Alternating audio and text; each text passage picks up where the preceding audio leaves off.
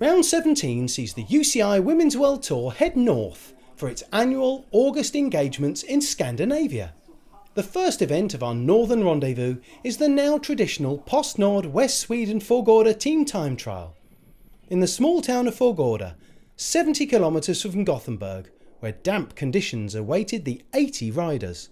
I really like to really do something together, you know. You're always racing as a team, but in this event you really do it together and everybody is just as important. Personally, I really love it, and I think it's still like a big thing if you can win it with your team.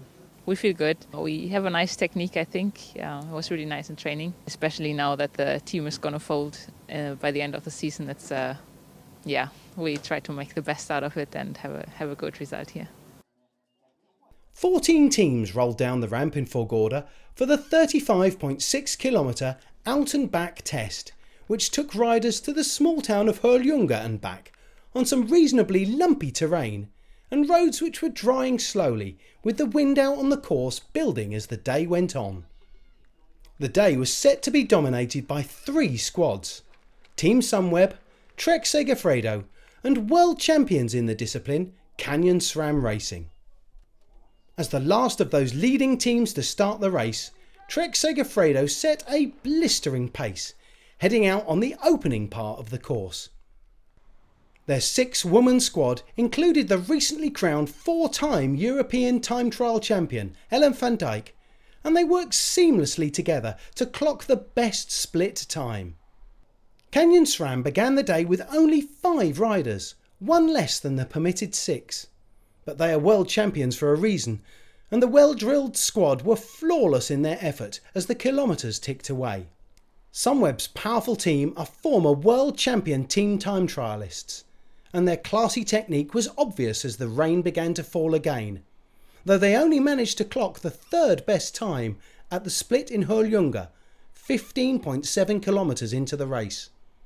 With the required 4 of their 6 women still together, the Dutch registered squad bagged a stunning time of 44 minutes 39 seconds, taking the lead of the race with 5 teams left to finish.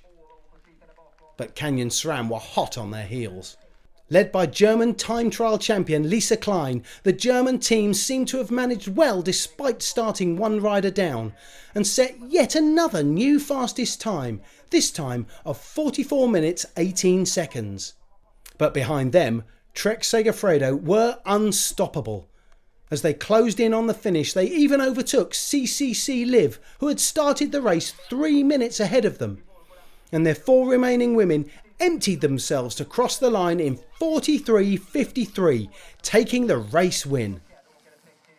Everybody's really happy. I'm going to keep saying it. A team time trial is a really special event, and it's really special to win with your entire team. You train and race with them all year long and don't get to stand on the podium all together very often, so to be able to do that is really special. We were suffering together the way back, but we were trying to keep it smooth and the rhythm. I think it was quite a good run, but for sure it was the first team time trials in a long time, and I could feel that I was not really into the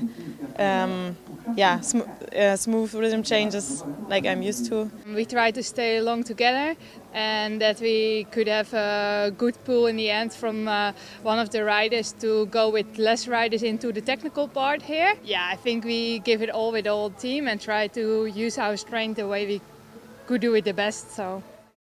Behind Trek Segafredo, last year's winners Bulls Dormans were in 4th place, over 1 minute behind, with Team Virtue rounding out the top 5. There's no change in the UCI Women's World Tour individual standings. Though she was not riding with her Mitchelton Scott team, Annemiek van Vleuten continues to lead overall. And it's the same with the UCI Women's World Tour Young Rider classification too, where Marta Cavalli still leads after her Valcar Silence team finished 7th.